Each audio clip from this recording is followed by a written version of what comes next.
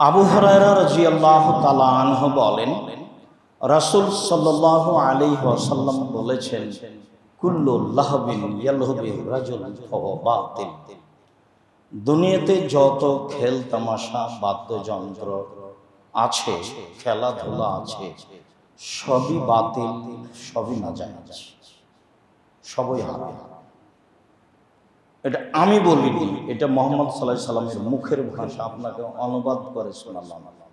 কুল্লু লাহবিন ইয়ালহুবি রাজুল ফাহুয়া বাতিল, হাদিস শরীফ। তবে তিনটা খেলা যায়। এক, রামিয়াহু বিকাউসিহি, তীর নিয়ে খেলা। এটা শরীয়তের প্রচারের জন্য এবং মান সম্মানের জন্য। দুই, তাদিবাহু ফারাসাহু, ঘোড়ার ট্রেনিং, ঘোড়া নিয়ে খেলা। তিন, মুলাবাতাহু ইমরাতাহু, স্ত্রীর সাথে খেলা। মানুষের শান্তি তৃপ্তির প্রয়োজন আছে, সেটা আল্লাহ রাসূল পরিবারের মধ্যে ঢুকিয়ে দিলেন। সম্মানিত দিনী ভাই, প্রথমে তিনি বললেন তীর নিয়ে খেলাধুলা যায়, সেটা হলো ইসলামের উন্নয়নের জন্য। যদি মুসলমানকে কোনোদিন কারো সাথে মোকাবেলা করা লাগে দিন ধর্ম টিকিয়ে রাখার জন্য, তখন তাদের যদি প্রশিক্ষণ ব্যবস্থা না থাকে, তাহলে তারা কিভাবে মোকাবেলা করবে? মর্মে বুখারী মুসলিমের হাদিসে এসেছে, সাহাবীগণ মসজিদে তীর খেলার ট্রেনিং দিতেন, খেলাধুলা করতেন। আয়েশা রাদিয়াল্লাহু তাআলা আনহা বলেন, হাবাসীরা মসজিদে তীর নিয়ে খেলাতেন, আর আমি মুহাম্মদ সাল্লাল্লাহু আলাইহি সাল্লামের পিছনে দাঁড়িয়ে কাঁধের নিচ দিয়ে, ঘাড়ের উপর দিয়ে যোদ্ধাদের দেখতাম তারা কিভাবে খেলাচ্ছে। আপনারাও অবাক হবেন, তিনি নিজেই বলছেন যে আসলে কম বয়সের মেয়েরা খেলা দেখতে কত আগ্রহী হতে পারে। কি দিয়ে বুঝায় আপনাকে? তিনি বলতে চাইলেন, যতক্ষণ পর্যন্ত আমি পিছন দিকে দাঁড়িয়ে খেলা দেখতে থাকলাম, ততক্ষণ পর্যন্ত তিনি বিরক্ত হলেন না। আমাদের ভাষায় তিনি একবারও বললেন না হয়েছে, আর কতক্ষণ দেখব, হয়েছে, দেখা শেষ হয়নি, কত দেখতে চাও, হলো যাও, এই যে এটাই। লম্বা সময় ধরে আমি থাকলাম পিছনে দাঁড়িয়ে। কম বয়সের মেয়েরা কতই না থাকতে পারে, কেনা জানে না। তো আমি তো কম বয়সের মেয়ে, লম্বা সময় ধরে দাঁড়িয়ে থাকলাম, তিনি একবার বিরক্তি বোধ প্রকাশ করলেন না। স্ত্রীর ভালোবাসার সাথে থাকতে হয়। হ্যাঁ, এই কথা ঠিক। অনেক স্ত্রী স্বামীকে মূল্যায়ন করতে পারে না, পরিস্থিতিতে তারা ভেসে যায় বন্যার খড়কুটার মতো। আর আপনিও পিছে পিছে মুখামুখি হয়ে যান, এটাও ঠিক নয়। তাকে আপনার পক্ষ থেকে লম্বা দীর্ঘ ভালোবাসা থাকবে, এ কথাই ঠিক। বুখারী মুসলিমের হাদিসে এসেছে, রাসূল সাল্লাল্লাহু আলাইহি ওয়াসাল্লাম বলেছেন যে তীর প্রশিক্ষণই হচ্ছে শক্তি, তীর প্রশিক্ষণই হচ্ছে শক্তি, তীর প্রশিক্ষণ হচ্ছে শক্তি। বুখারী মুসলিম। ঘোড়ার প্রশিক্ষণ তখন সেটাই ছিল মাধ্যম, সেই জন্য তা নিয়ে খেলা, তার প্রশিক্ষণ যায়। তিন, পারিবারিক বিষয়। পারিবারিক বিষয়ে মাঝে মধ্যে এইভাবে কথা গল্প হওয়া ভালো। আয়েশা রাদিয়াল্লাহু তাআলা আনহা বলেন, একদা সফরে মুহাম্মদ সাল্লাল্লাহু আলাইহি সাল্লামের সাথে দৌড়ের প্রতিযোগিতা করলাম। তাতে আমি জয়ী হলাম, তিনি পরাজয় হলেন। অনেকদিন পরে আবারও আমাদের মাঝে দৌড়ের প্রতিযোগিতা হলো, তাতে আমি পরাজয় হলাম, তিনি জয়ী হলেন। তখন তিনি বললেন, আয়েশা, এইটা হলো সেইটা, তুমি একবার জয়ী হয়েছিলে, আমি পরাজয় হয়েছিলাম, এবার আমি জয় হয়েছি, তুমি পরাজয় হয়েছ, ফলে সমান সমান হয়েছে। আবু দাউদ হাদিস শরীফ। খেলাধুলা।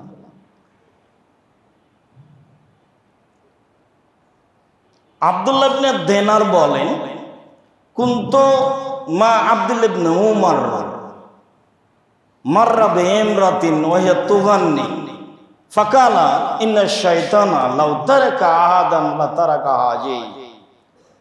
আমি আব্দুল্লাহ ইবনে দিনার আব্দুল্লাহ ইবনে উমারের সাথে যাচ্ছিলাম। একটা মেয়ের পাশ দিয়ে তিনি যাচ্ছিলেন, যে মেয়েটা গান বলে খেলাচ্ছিল। তখন আব্দুল্লাহ ইবনে উমার বললেন, শয়তান যদি কাউকে ছাড়তো শয়তান বলে, তাহলে একে শয়তান ছেড়ে দিত। এ শয়তানি কাজ করছে। খেলাধুলা শয়তানের কাজ, খেলাধুলা ভালো না। আবু দারদা রাদিয়াল্লাহু তাআলা আনহু বলেন, রাসূল সাল্লাল্লাহু আলাইহি ওয়াসাল্লাম বলেছেন, আল আশরাতু শাররুন, খেলাধুলা খারাপ, গান বাজনা খেলতামাশা অনিষ্ট, খারাপ, পাপের কাজ, ঘৃণিত কাজ।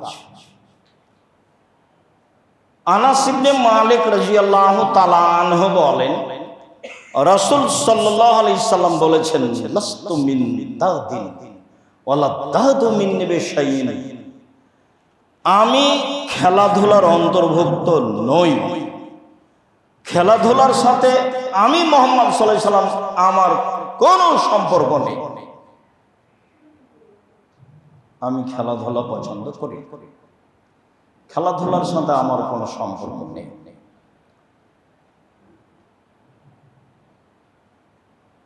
আবু মালিক আশআরী রাদিয়াল্লাহু তাআলা আনহু বলেন, রাসূল সাল্লাল্লাহু আলাইহি ওয়াসাল্লাম বলেছেন, ইয়াকুনু মিন বাদি আকওয়াম ইস্তাহিলুল হিরা ওয়াল হারিরা ওয়াল খামরা ওয়াল মাস, অচিরেই আমার উম্মতের মাঝে এমন সব পুরুষ নারী দেখা দিবে যারা জেনাকে হালাল মনে করবে, জেনা পাপের কাজ না।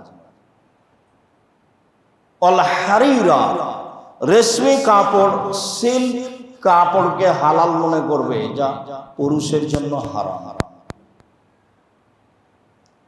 ওয়াল খামরা, মদকে হালাল মনে করবে, যা হারাম। ওয়াল মাজিফ, বাদ্যযন্ত্র খেলতামাশাকে হালাল মনে করবে, যা হারাম। একই ভাষা, জেনার যে ভাষা ওই সিরিয়ালেই চলছে, রেশমি কাপড়ের সেই ভাষা, মদেরও সেই ভাষা, একই ভাষায় চলছে। শেষে গিয়ে বললেন, গান বাজনা খেলতামাশা বাদ্যযন্ত্রকে আমার উম্মত হালাল মনে করবে।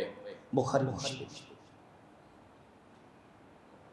প্রথমটা যেমন হারাম, শেষটা তেমনি হারাম, একই ভাষায় চলছে ধারাবাহিক ভাবে। সম্মানিত দিনী ভাই, নাফে রাদিয়াল্লাহু তাআলা আনহু বলেন, সামিয়া আব্দুল্লাহ ইবনে উমর মিজমারান ওয়া রাফা ইসবাইহি ফি ওজনাইহি ওয়া নানিত তারি। আমি নাফে আব্দুল্লাহ ইবনে উমরের সাথে ছিলাম। তিনি বাদ্যযন্ত্রের শব্দ শুনতে পেলেন। তখন তিনি তার দুই আঙ্গুল দুই কানের ভিতরে ঢোকালেন। আব্দুল্লাহ ইবনে উমর তার বিবরণ, বাস্তব বিবরণ তিনি নকল করছেন। তিনি বাদ্যযন্ত্রের শব্দ শুনে দুই আঙ্গুল দুই কানে ঢোকালেন। তারপর রাস্তা থেকে দূরে চলে গেলেন। রাস্তা থেকে দূরে গিয়ে বলছেন, নাফে হাল তাসমা শায়ান, তুমি কি কিছু শুনতে পাচ্ছ? এখন কি বাদ্যযন্ত্রের শব্দ শুনতে পাচ্ছ? আমি বললাম, জি না। ফারাফা ইসবাইহি মিন ওজনাইহি, তখন তিনি তার দুই কান থেকে দুই হাত দুই আঙ্গুল বের করে নিলেন। তারপরে তিনি বললেন, শোনো, কুনতু মা নবী সাল্লাল্লাহু আলাইহি সাল্লাম সামিয়া মিসলা যালিকা ওয়া ফালা মিসলা যালিকা। আমি আব্দুল্লাহ ইবনে উমর একদা রাসূল সাল্লাল্লাহু আলাইহি সাল্লামের সাথে ছিলাম। তিনি বাদ্যযন্ত্রের শব্দ শুনতে পেলেন। তিনি তার দুই হাতের দুই আঙ্গুল কানের মধ্যে ঢুকালেন। তিনি সেখান থেকে সরে গেলেন। সরে গিয়ে আমাকে বলছেন, আব্দুল্লাহ ইবনে উমর, তুমি কি এখন বাদ্যযন্ত্রের শব্দ শুনতে পাচ্ছ? আমি বললাম, জি না। তখন আল্লাহর নবী তার দুই কান থেকে দুই আঙ্গুল সরিয়ে নিলেন। কি বুঝলাম? আপনার মোবাইলে বাদ্যযন্ত্র চলছে, খেলতামাশা চলছে, আন্তর্জাতিক খেলাধুলা বিশাল স্ক্রিন লাগিয়ে প্রজেক্টর লাগিয়ে দেখছেন, সেইটা বিবেচনা পরে এই হাদিসের সাথে আপনার সম্পর্ক কি? এইটা কেন মুসলমানের সন্তান হয়ে ব্রাজিল হোক, আর্জেন্টিনা হোক, স্পেন হোক, সেটা যেটাই হোক না কেন, তার পতাকা আমার বাড়িতে, খেলোয়াড়ের জার্সি আমার গায়ে, এটা কেন সেটা পরে। এই কথাটা আপনাকে কেমন লাগলো সম্মানিত দিনী ভাই? আবু মালিক আশআরী রাদিয়াল্লাহু তাআলা আনহু বলেন, রাসূল সাল্লাল্লাহু আলাইহি ওয়াসাল্লাম বলেছেন, লা ইয়াশরাবান্না নাসু মিন উম্মতি আল খামরা ইসামুনা বিগাইরি ইসমি। আমার উম্মত মদ খাবে, নাম দিবে অন্য। আমার উম্মত মদ খাবে, নাম দিবে অন্য। এটা আমি অনেক দিন থেকে আপনাদের সামনে বলে আসছি। তাতে আমি বলেছি এটাই ঠান্ডা, এটাই পেপসি, এটাই কোকোকোলা, এটাই আসি। যারা বলেছেন না এটা নয় অন্য সেটা, আমি দাবি জানিয়েছি সেটা কোনটা, তাতে আমি অবগত হতে পারি যে সেটা কোনটা। কেউ যদি বলে এটা ইয়াবা, তো ওটা নয়, মানে সবাই বলে মদ হলো ইয়াবা। কেউ যদি বলে সেটা হিরোইন, এটা ঠিক নয়, কেননা ওটা সবাই বলে যে মদ। কেউ যদি বলে গাঁজা, তাহলে ওটা ঠিক নয়, কেননা সবাই বলে সেটা মদ। কিন্তু আল্লাহর নবী মুহাম্মদ সাল্লাল্লাহু আলাইহি ওয়াসাল্লাম বলছেন আমার উম্মত মদ খাবে, নাম দিবে অন্য। সেটা কোনটা? হাদিস তো বুখারী মুসলিম। পরের বাক্যে তিনি বলছেন,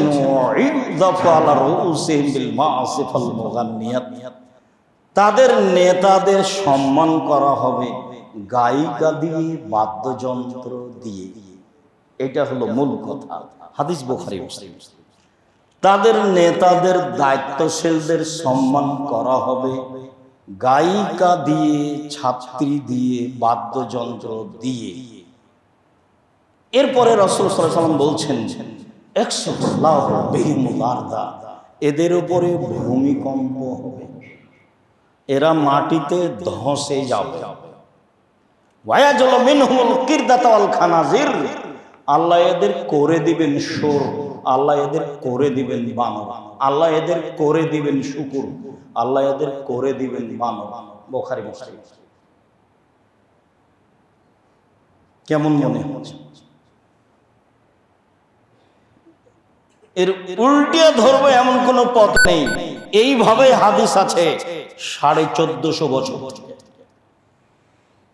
আর বাস্তব দেখতে চাইলে হাদিস খুলে দেখেন, আর হলে বের হওয়ার সময় উপদেশ একটা বই নিবেন। কেন নেন না তা আমি জানি না, তবে আমি আপনার জন্য লিখেছি। আপনি না নিয়ে সফল নন, এ কথাই ঠিক। আপনাকে আমি অনেক ভালোবাসি। আল ইতিসাম পত্রিকা আপনি পড়েন না কেন তা আমি জানি না, তবে আপনার পয়সা খরচ করে আমি ছাপাই। 16 থেকে প্রায় 20,000 পত্রিকা ছাপাই। 12 জন মুফতি আছে, 50টা প্রশ্নের উত্তর আছে বাংলাদেশের ব্যতিক্রম পত্রিকা, যার মুফতিদের সামনে ফতোয়া পাশ হবে তারপরে পত্রিকা আসবে। আপনার এইসব বই পুস্তকের সাথে ভালোবাসা থাকা দরকার। দেখুন উপদেশ বই আছে গান বাজনা, বাদ্যযন্ত্র, গান বাজনা, একটা হেডলাইন আছে। সম্মানিত দিনী ভাই, আব্দুল্লাহ ইবনে আব্বাস রাদিয়াল্লাহু তাআলা আনহু বলেন, রাসূল সাল্লাল্লাহু আলাইহি সাল্লাম বলেছেন, লা ইউবাইয়াতান্না কওমিন মিন উম্মতি আলা তামিন ওয়া শারাবিন ওয়া লাহবিন। আমার উম্মতের বহু মানুষ রাত অতিবাহিত করবে খেল তামাশা, বাদ্যযন্ত্র, গান বাজনা, মদ তারি, গায়িকা নিয়ে। ফায়াসবাহু, তারা সকল করবে খাশাহুমুল্লাহু কিরদাতান খানাজির ওয়া জাল্লাহুমুল্লাহু কিরদাতান খানাজির। আল্লাহ তাদের করে দিবেন শোর, আল্লাহ তাদের করে দিবেন বানর। তারা হয়ে যাবে শোর, তারা হয়ে যাবে বানর, তারা হয়ে যাবে শূকর, তারা হয়ে যাবে বানর। হাদিস তো বুখারী মুসলিম।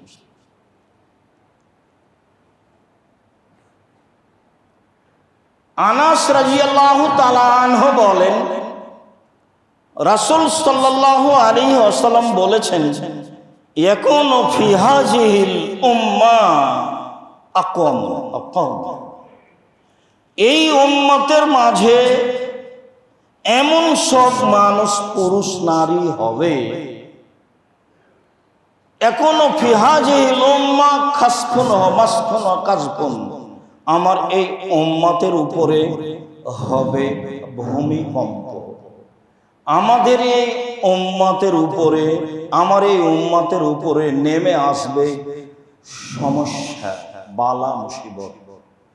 আমার এই উম্মতের উপরে নেমে আসবে আকার আকৃতির পরিবর্তন। সন্ধ্যায় থাকবে মানুষ, সকালে হবে বানর। সন্ধ্যায় থাকবে মানুষ, সকালে হবে শুকুর, শোর। কেন? ওয়াদালিকা, এটা এই জন্য যে আশারিবুল খুমরা, এরা নেশাদার দ্রব্য পান করবে, এই জন্য।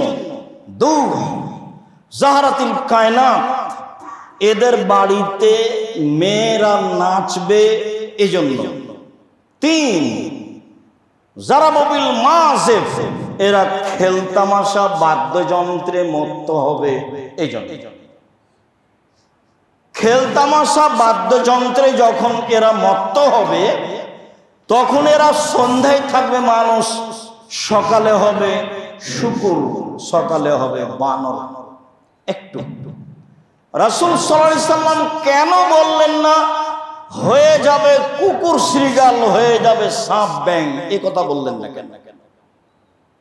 বিদ্বানগণ বলতে চেয়েছেন যে বললেন কেন বানর, বললেন কেন শুকুর, শোর? খুব ভালো করে মনে রাখবেন, নইলে যন্ত্রের সাহায্যে যেগুলো ধরা হচ্ছে বারবার চালু করে আপনি দেখবেন। আব্দুর রাজ্জাক বিন ইউসুফ গান বাজনা বাদ্যযন্ত্র চলে আসবে, আপনি নিজে দেখবেন। মনে রাখা ভালো হবে যে পৃথিবীতে একটা প্রাণী আছে যার অনুভূতি বলে কোনো জিনিস নাই, সেটা হলো শোর, সেটা হলো শুকুর। অনুভূতি বলে কোনো জিনিসই নাই। অনুভূতি কি জিনিস বুঝে না, হলো শুকুর। গরুর অনুভূতি আছে, যেখানে গরু জবাই করেছেন আর একটা গরু সেখানে টেনে নিয়ে যান, যেতে চায়। গোবরের কারণে ঘাস উঁচু হয়েছে, আপনারা পল্লীর ব্যাপার বুঝেন কি না আমি জানি না, তো ওই উঁচু ঘাস গরুতে খাবে না, নিচে গোবর আছে, তার মানে তার অনুভূতি কাজ করে। গরুর অনুভূতি কাজ করে, কিন্তু শুকুরের অনুভূতি কাজ করে।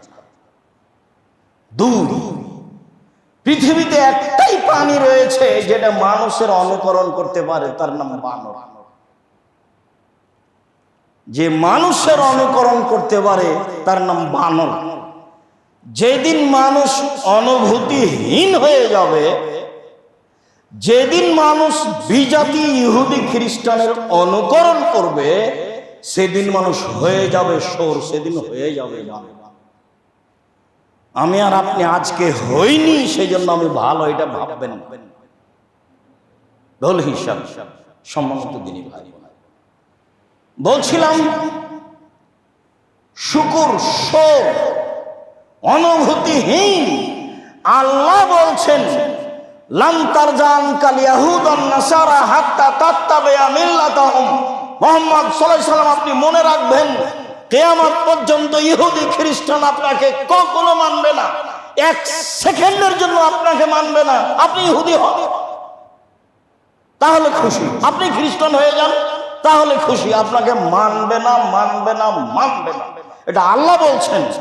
আর মুহাম্মদ সাল্লাল্লাহু আলাইহি সাল্লাম বলছেন খালিফুল ইয়াহুদ ওয়ান নাসারা, ইহুদি খ্রিস্টানদের বিরোধিতা করো। পরে আবার এই কথাগুলি আসবে, এখানে একটু বলে রাখছি আপনাকে।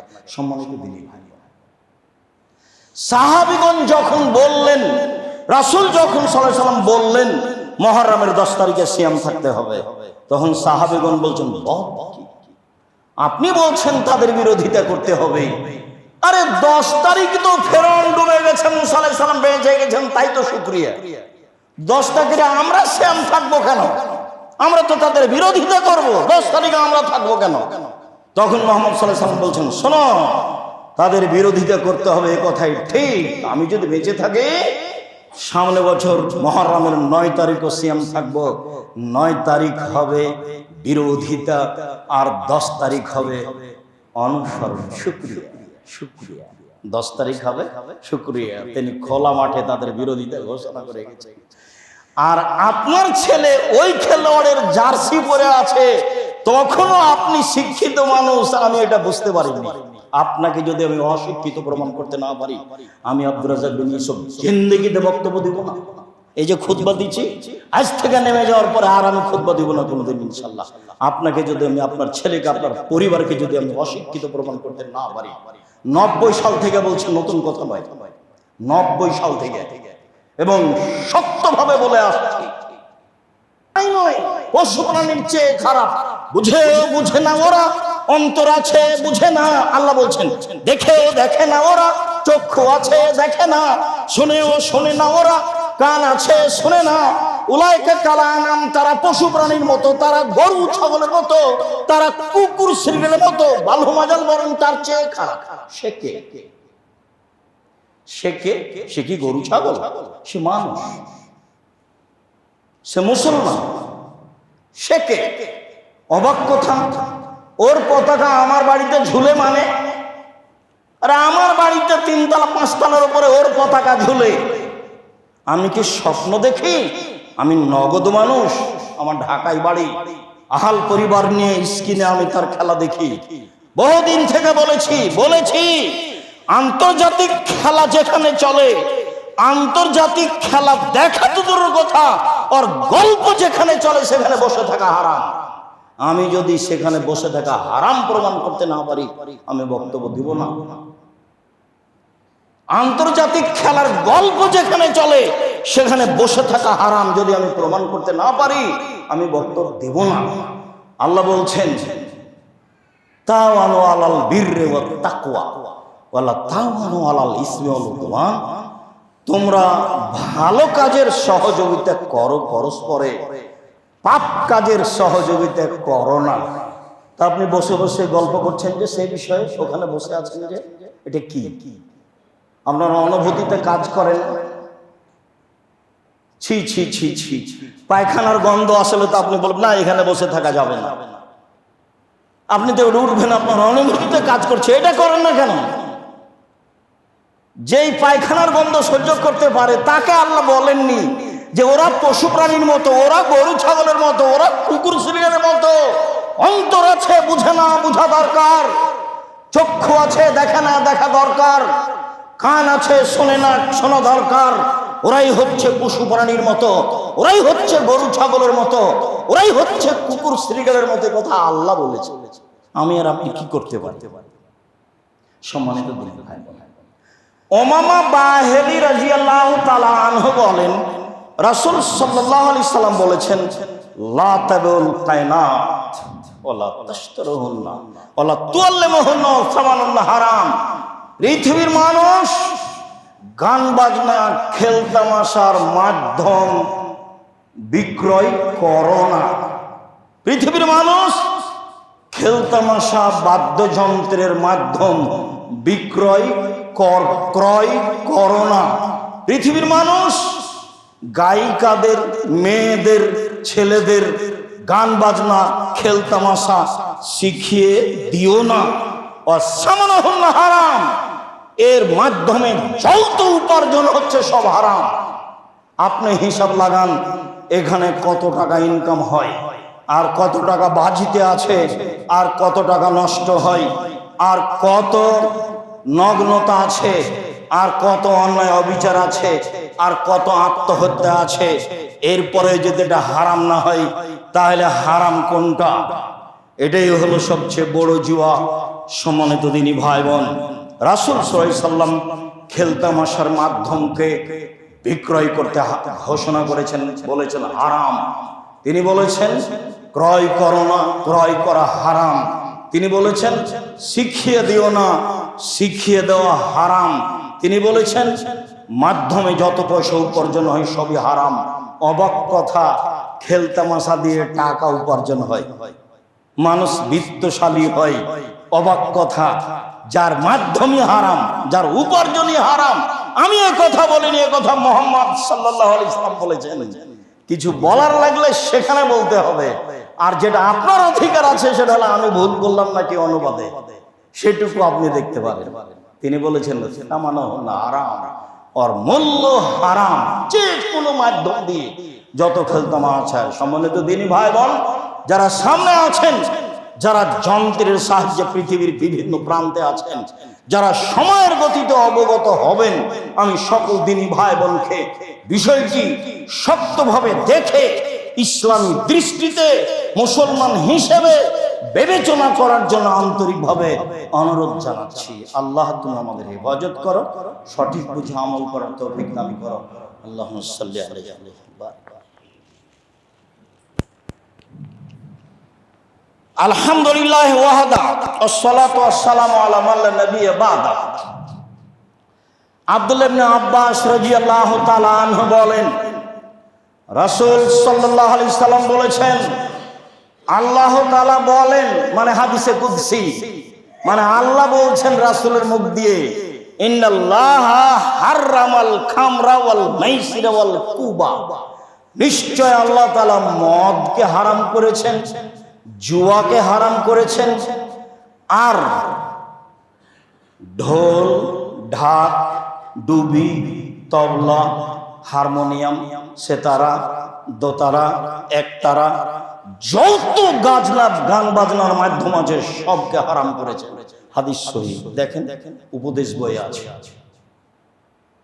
ইন্নাল্লাহ তাআলা হাররামাল খামরা ওয়াল মাইসিরা ওয়াল কুবা। নিশ্চয় আল্লাহ তাআলা মদ, জুয়া, ঢোল, ঢাক, ডুবি, তবলা, হারমোনিয়াম, সেতারা, দোতারা, একতারা, যত বাদ্যযন্ত্রের মাধ্যম আছে সবকে তিনি হারাম বলে ঘোষণা করেছেন।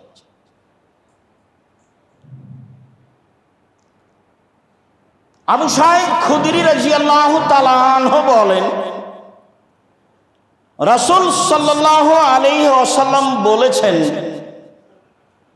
মান লাবা বিনারদিশির ফাকাদ আসা আল্লাহ রাসূলুল্লাহ। যেই ব্যক্তি চৌসা, ছক্কা, লুডু, দাবা, পাঞ্জা, পাসা, ক্যারাম বোর্ড, তাস, গেমস, ফ্রি ফায়ার, পাবজি, এই ধরনের যত খেলা পৃথিবীতে জন্ম নিয়েছে নিবে, যেগুলো বসে বসে চলে, যারা অংশগ্রহণ করলো সে আল্লাহ এবং তার রাসূলের নাফরমানি করল। হাদিস মুসলিম। আবু সাঈদ খুদরি রাদিয়াল্লাহু তাআলা আনহু বলেন, রাসূল সাল্লাল্লাহু আলাইহি সাল্লাম বলেছেন, মান লাইবা বিনারদিশির ফাকাদ সাবাকা ইয়াদাহু ফি লাহমি খিনজির ওয়া দামিহি। যে ব্যক্তি চৌসা, ছক্কা, লুডু, দাবা, পাঞ্জা, পাসা, ক্যারাম বোর্ড, তাস, গেমস, ফ্রি ফায়ার, পাবজি, এই ধরনের পৃথিবীতে যত খেলা জন্ম নিয়েছে নিবে, যেগুলো বসে বসে চলে, এতে যদি কেউ অংশগ্রহণ করে তাহলে সে তার হাতকে শুকুরের রক্তের মধ্যে ডুবিয়ে দিবে। আমি অনুবাদ করলাম, আপনি এখন ভালো করে বুঝেন। রাসূল সাল্লাল্লাহু আলাইহি সাল্লাম বললেন, যেগুলো বসে বসে চলে, যত গুঠি দাবা আছে, যত খেলা আছে, এগুলো জন্ম নিয়েছে। প্রত্যেক এইসব খেলাতে যখন হার জিত আছে তখন সেটা হারাম, আর যখন হার জিত নেই, শরীর চর্চা আছে, তখন সেটা চলে। আর যেগুলো বসে বসে খেলা হয়, শরীর চর্চা নেই, তখন সেটা একেবারেই হারাম। বসে বসে চলে, শরীর চর্চা নেই, হার জিত নেই, তখন সেটা হারাম। বসে বসে চলে, সালাত থেকে বিরত থাকে, অপ্রয়োজনীয় কথা বলে, শরীর চর্চা নেই, হার জিত নেই, সেটা হারাম, সেটা হলো শুকুরের শরীর রক্তের মধ্যে হাত ডুবানো। আর যেটাতে শরীর চর্চা আছে, হার জিত নেই, টাকার ক্ষতি নেই, তখন চলে সেটা। পাড়ার ছেলেরা খেলাধুলা করতেই পারে, যেখানে শরীর চর্চা আছে, সেখানে মনের শান্তি তৃপ্তি আছে, সেগুলোতে অংশগ্রহণ করতে পারে। শরীর চর্চা আছে, হার জিত নেই, এটাই সবচেয়ে বড় জুয়া, যে খেলা আপনি পরিবার সহ দেখছেন। সম্মানিত দিনী ভাই, আব্দুল্লাহ ইবনে আমর বলেন, রাসূল সাল্লাল্লাহু আলাইহি ওয়াসাল্লাম বলেছেন, লা ইয়াদখুলুল জান্নাতা আকুন, বাপ মাকে মানে না যে সে জান্নাতে যাবে না। কুম্মার, কাম্মার, কুম্মার, জুয়া খেলে যে সে জান্নাতে যাবে না। মান্নান, খোটা দেয় যে সে জান্নাতে যাবে না। মেদমুনুল খামর, নিয়মিত বিড়ি তামাক জর্দা সিগারেট গুল খায় যে সে জান্নাতে যাবে না। বাপ মাকে মানে না যে সে জান্নাতে যাবে না। জুয়া খেলে যে সে জান্নাতে যাবে না। খোটা দেয় যে সে জান্নাতে যাবে না। নেশাদার দ্রব্য পান করে যে সে জান্নাতে যাবে না। জুয়া খেলে যে। সম্মানিত দিনী ভাই বোন, অবাক হতে হয়।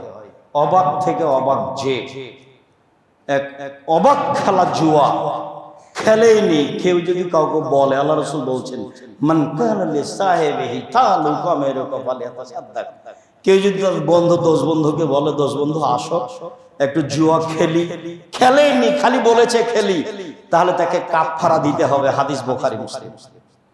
10 জন ফকির মিসকিনকে খাওয়াতে হবে, 12.5 কেজি চাউল দিতে হবে, খালি যদি বলে থাকে না সে খেলি। অবাক পাপ, জুয়া খেলা অবাক পাপ। আর আন্তর্জাতিক বিশ্বকাপ যেটা 22 সালে হয়েছে কাতারে, সেইটাতে আনুমানিক খরচ ছিল 22 লক্ষ কোটি টাকা, শুধু কাতারের পক্ষ থেকে। এত খরচ হয় কি করে? কেননা শুধু কাতারের পক্ষ থেকে আয়োজন ছিল, আর 2026 সালে আয়োজনে ছিল আমেরিকা, কানাডা, মেক্সিকো। তাতে খরচ ছিল প্রায় 1,70,000 কোটি টাকা। কোথায় 22 লক্ষ কোটি টাকা আর কোথায় 1,70,000 কোটি টাকা? 3 দেশ মিলে আনুমানিক খরচ করেছে 1,70,000 কোটি টাকা, আর একাই এক দেশ খরচ করেছে 22 লক্ষ কোটি টাকা। সময় আর বেশি নাই। যেই দিন কিয়ামতকে কেউ ঠেকাতে পারবে না, সেই দিন তোমাদের কি হবে? যেদিন মানুষের বিবেচনা থাকবে না, মানুষ যেদিন আগাছা হয়ে যাবে, সেদিন তোমাদের কি হবে? সেদিন যুগের কি হবে? সেদিন তোমাদের কি হবে? সেদিন যুগের কি হবে? যেদিন মানুষ আগাছা হয়ে যাবে, বিবেক বলে কোনো জিনিস থাকবে না, সেদিন তোমাদের কি হবে? সেদিন যুগের কি হবে? বলেন কি করতে হবে? বাড়িতে থেকো, মুখখান কন্ট্রোলে রাখিও, বেঁচে যাও। আবার বললেন বিবেকহীন মানুষ হবে, হ্যাঁ, সেই সময় প্রায় মানুষের বিবেককে তুলে নেওয়া হবে, বিবেক দিয়ে কাজ করতে পারবে না, সেজন্য এমন হবে। সমাজের দায়িত্ব পালন করবে যারা, এদেশে সেই দেশে সারা পৃথিবীর বিভিন্ন জায়গায়, তাদের ব্যাপারে বললেন যে যেদিন হবে আসাদুন নাস লোকা আপনি লোকা, মানুষের সমাজের নেতৃত্ব দিবে অধমের সন্তান অধম। উপদেশ বইয়ে তর্জমা করা আছে ইতরের সন্তান ইতর। রাজশাহী, চাঁপাইনবাবগঞ্জ, নওগাঁ, নাটোরের ভাষায় যেদিন এরকম দায়িত্ব পালন করবে, ছোট লোকের বাচ্চা ছোট লোক, রংপুর, দিনাজপুর, লালমনিরহাট, নীলফামারী, কুড়িগ্রাম, পঞ্চগড়, ঠাকুরগাঁও, গাইবান্ধা, জয়পুরহাট, বগুড়া, এসব ডিস্ট্রিক্টের ভাষায় যেদিন বেনহার বাচ্চা বেনহা সমাজের দায়িত্ব পালন করবে, সেদিন মানুষের বিবেচনা বলে কোনো জিনিস থাকবে না। তারাই অপরের জার্সি গায়ে দিবে, মাথার চুল তাদের মতো করেই ছাঁটবে, তাদেরকে নিয়ে মত্ত থাকবে, বাড়ির উপরে বিশাল পতাকা দিয়ে স্ক্রিন বিশাল দিয়ে মত্ত হয়ে থাকবে, হাততালি দিবে। হাততালি দেওয়া হারাম, আল্লাহ বলেছেন হাততালি দেওয়া হারাম, শীষ দেওয়া হারাম, আল্লাহ বলেছেন। আমি আব্দুর রাজ্জাক বিন ইউসুফ আপনার সাথে আছে সবসময়। সম্মানিত দিনী ভাই, মুন্সিগঞ্জ, মানিকগঞ্জ, নরসিংদী, নারায়ণগঞ্জ, গাজীপুর, ঢাকা এসব এলাকার ভাষাটা উল্লেখ করতে পারলাম না, দুঃখিত। অমুকের পোলা অমুক, যেদিন এরকম দায়িত্ব পালন করবে সেদিন সমাজের অবস্থা এরকম হবে। হাদিসের তরজমা যেটা আমি বই লিখেছি সেটা ইতরের সন্তান ইতর, এলাকা ভিত্তিক সে হাদিসের তরজমা হবে এইটা যেটা আপনাকে আমি শোনালাম। আপনি বের হয়ে হাদিসটা বইটা নিয়ে পড়ে দেখবেন মিল খাই কিনা। দুঃখিত, আপনাকে আমি কষ্ট দিতে চাই না। আপনি আমার দিনী ভাই, আপনি আমার দিনী বোন। আপনার বাড়িতে পতাকা ঝুলে আপনার ছেলে তার জার্সি গায়ে দিয়ে চলে, আমি ওই জার্সিকে টয়লেট পেপার হিসেবে ব্যবহার করব না। আপনি বলেন কি? অসম্ভব হতে পারে না, অসম্ভব হতে পারে না, এটা হতেই পারে। ওটা আমি টয়লেট পেপার হিসেবে ব্যবহার করব, ওটা আমার ঘৃণা কত আপনাকে আমি বুঝাতে পারি না। আল্লাহ না করে দিয়েছেন, মুহাম্মদ সাল্লাল্লাহু আলাইহি ওয়াসাল্লাম না করে দিয়েছেন। কেন? এইটা মানুষ যখন বিবেচনা হারিয়ে দিবে তখন হবে এইটা। বুঝে না ওরা, অন্তর আছে বুঝে না, বোঝা দরকার। দেখেও দেখে না ওরা, চক্ষু আছে দেখা দরকার। শোনেও ওরা, কান আছে শোনে না, শোনা দরকার। ওরা হলো পশু প্রাণীর মতো, ওরা গরু ছাগলের মতো, ওরা কুকুর শ্রেণীর মতো, বরং তার চেয়ে খারাপ। শেষে ফিরে আসে মলে যায়। কেন? এটা সম্মানিত দিনী ভাই, আবু সাঈদ খুদরি রাদিয়াল্লাহু তাআলা আনহু বলেন, রাসূল সাল্লাল্লাহু আলাইহি সাল্লাম বলেছেন, লা তাত্তাবিউন্না সুনানা মান কাবলাকুম। পৃথিবীর মানুষ, তোমরা ইহুদি খ্রিস্টানদের অনুকরণ করবে, অনুসরণ করবে। শিবরান বে শিবরিন, ডান হাতের বিঘত যেমন বাম হাতের সমান, এইভাবে সমান সমান অনুসরণ করবে। চলাতে, ফিরাতে, খাওয়াতে, পোশাকে, পাতিতে, সবকিছু জায়গাতে, অফিসে, আদালতে, কোর্টে, কাচারিতে। জেরাম বেজেরাহিন, বাহু হাত যেমন হাতের সমান, সমান সমান যেমন। বুঝাতে না পারলে আমি দুঃখিত। রাসূল সাল্লাল্লাহু আলাইহি ওয়াসাল্লামের মুখের ভাষা, হাদিস বুখারী মুসলিম। ডান বে হাতের বিঘত যেমন বাম হাতের সমান, আমার উম্মত তাদের সাথে মিশে যাবে সমান সমান। একটু মান তাশাব্বাহা বিকওমিন ফাহুয়া মিনহুম, কেউ যদি তাদের সাদৃশ্য গ্রহণ করে তাদের মতো হবে। কি সাদৃশ্য? বাংলা ভাষা হলো মান তাশাব্বাহা মিন ফাহুয়া মিনহুম, মান তাশাব্বাহা বিহিম ফাহুয়া মিনহুম। যে ব্যক্তি তাদের সাদৃশ্য অবলম্বন করবে সে তাদের অন্তর্ভুক্ত। ইহুদি খ্রিস্টানদের অন্তর্ভুক্ত। সেটা কি? সেটা পোশাক পাতি, কৃষ্টি, কালচার, সব কিছু। খেলাধুলা তো বড়। কেমনে সহ্য হয় আপনার? বিশাল স্ক্রিনে আপনার দেশবাসী, এলাকাবাসী আনন্দ ফুর্তি করছে। ঢাকার মতো বিশ্ববিদ্যালয়ে বিশাল স্ক্রিন দিয়ে ছেলেরা খেলাধুলা দেখছে, তখনও তারা শিক্ষিত। এটা হয় কি করে? তল্লাশি চালিয়ে দেখেন।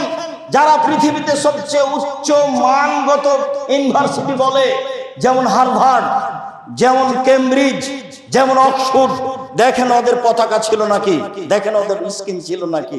তলিয়ে দেখেন, তাদের কাছে 5 পয়সা দাম নাই। তলিয়ে দেখেন। তাহলে কে পশু, কে ছাগল, কে কুকুর শ্রীগাল, কাকে আপনি বুঝাতে চাচ্ছেন? সে কে? দুঃখিত, আপনি কষ্ট নেবেন না, লজ্জা নেবেন। এটাই আমি চাই। আপনি আমার দিনী ভাই, আপনি আমার দিনী বোন, আপনাকে আমি অনেক ভালোবাসি। ওদের এসব পতাকা চলে না, ওদের এসব স্কিন নেই, তারা এসব খেলোয়াড়ের পোশাক পরে না।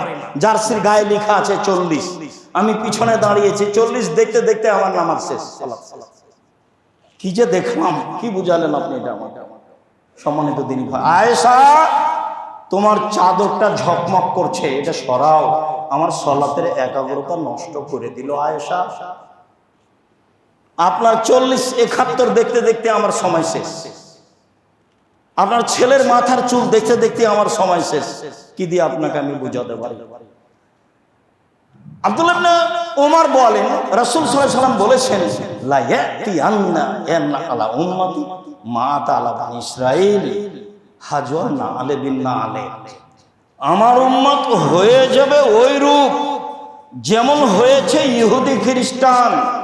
ডান পায়ের জুতা যেমন বাম পায়ের সমান, বাম পায়ের জুতা যেমন ডান পায়ের সমান, সমান সমান আমার উম্মত কৃষ্টি কালচারে হয়ে যাবে তাদের মতো সমান সমান। পৃথিবীর মানুষ শুনে রেখো, তাদের কেউ যদি মায়ের সাথে জেনা করে থাকে ইহুদি খ্রিস্টান, সমান সমান হতে গিয়ে আমার উম্মতে ও মায়ের সাথে জেনা করে। মুহাম্মদ সাল্লাল্লাহু আলাইহি ওয়াসাল্লামের মুখের ভাষা। নিচে নামতে নামতে নামতে এত দূরে নেমে আসলেন, আরেকবার নিচে নামতে নামতে বলছেন, শোনো, লাউ দাখালু জোহরা যাবেন লা দাখালতুমুহ। ইহুদি খ্রিস্টান নিচে নামতে নামতে নামতে যদি একবারে প্রাণীর মতো হতে হতে যদি এটা খারাপ পারেনি, গুই সাপের মতো খুব খারাপ দেখাচ্ছেন, গুই সাপের গর্তে যদি ওরা ঢোকে তোমরা ঢুকবা। হাদিস বুখারী মুসলিম, বিবেচনা আছে না? ওরা যদি খারাপ হতে হতে হতে হতে গুই সাপের গর্তে ঢুকে তোমরা ঢুকে যাও। বুখারী মুসলিম। নিচে নামতে নামতে যদি ওরা মায়ের সাথে জেনা করে তোমরা করবা, তাহলে জার্সি তো বহু দূরে, আরো নিচে আছে। মুসলমান 22 লক্ষ কোটি টাকা মুসলিম দেশ।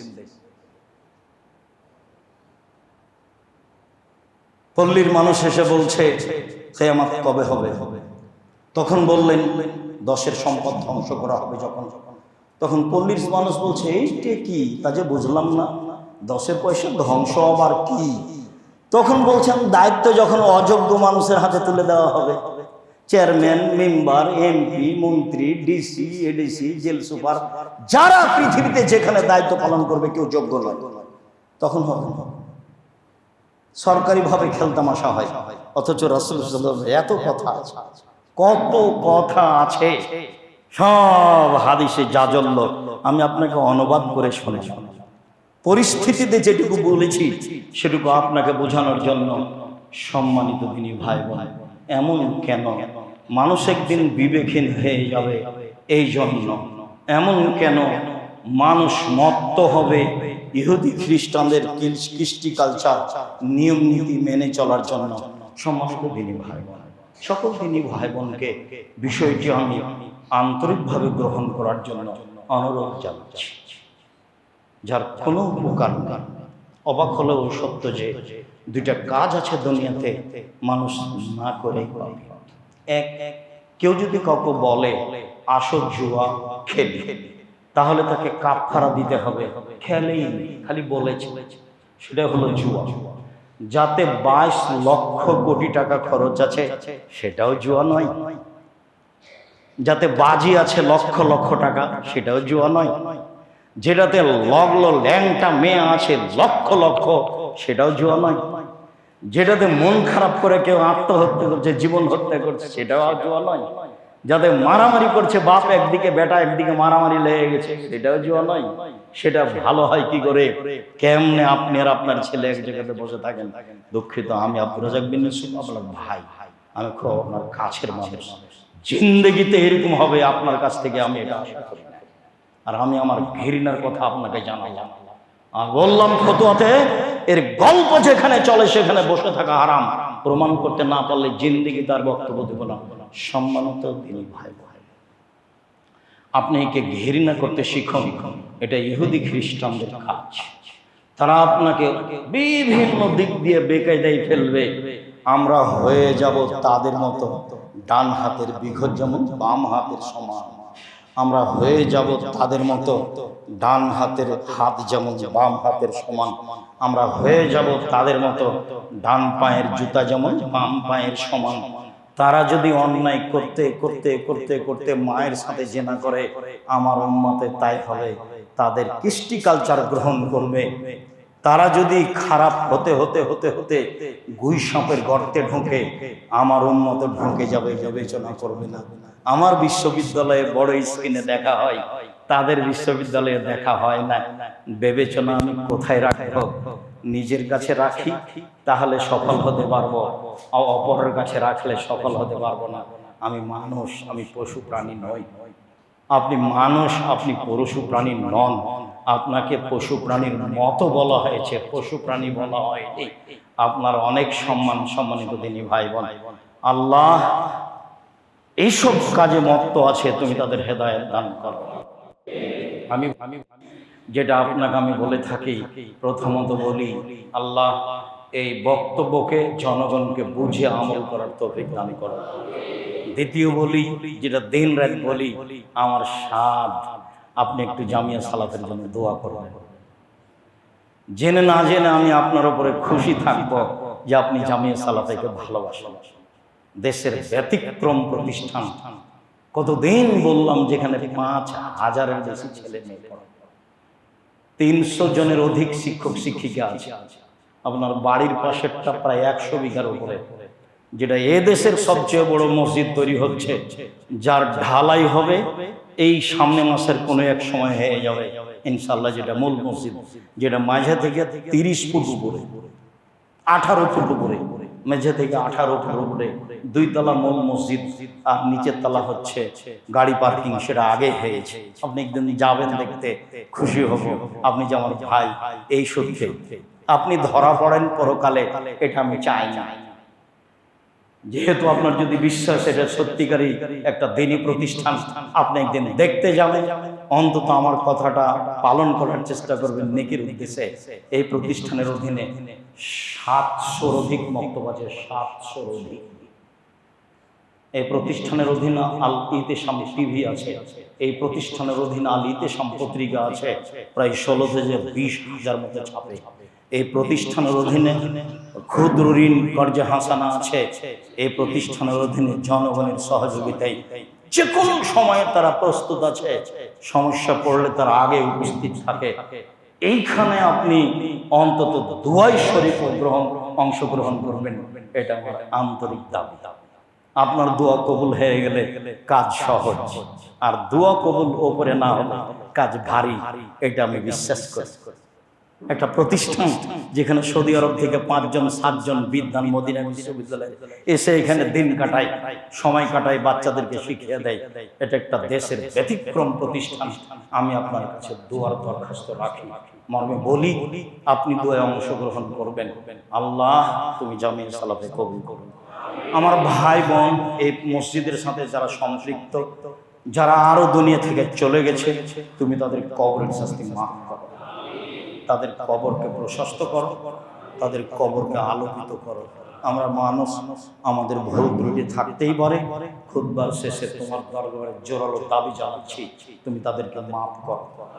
আমরা যারা অসুস্থ, বাড়িতে হাসপাতালে আছি, তুমি তাদের সেবা দান করো, তাদের আরোগ্য দাও। আমাদের দাবি তুমি পূর্ণ করো। আমাদের অর্থ সম্পদ বরকত নিরাপত্তা দাও।